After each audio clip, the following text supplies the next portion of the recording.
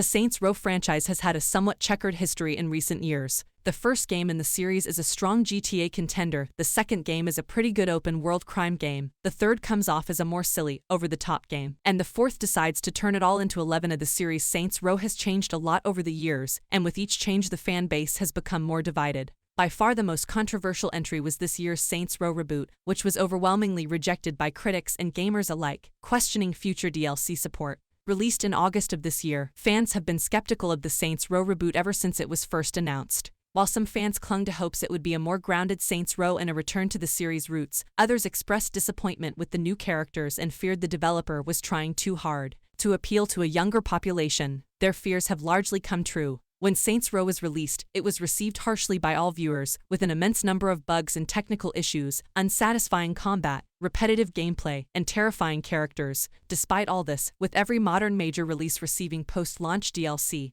even their failure may not be the end for Saints Row. Odds of getting the Saints Row DLC. When Saints Row launched, those who purchased the deluxe edition of the game received an expansion pass that appears to give them a discount on any upcoming DLC. This pass indicated that there would be 3 story DLCs for the game after launch. In October, developer Volition announced that they had stopped working on post-launch DLC so they could focus on fixing the base game first. Since then, Volition has kept its word. On November 16th, Volition released the Saints Row Bright Future patch, which added a myriad of fixes to the game. These fixes were huge, from co-op stability to changes to vehicle combat and control. This patch had the bold goal of trying to fix all of Saints Row's problems at once, while also changing the aiming controls to make them more satisfying and adding open-world mechanics. For example, it featured a tiered progression system where players could see more Saints gang members marching the streets the more they took. This big patch proves that Volition is listening to its fans and shows that the developer is firmly committed to making Saints Row a fun experience.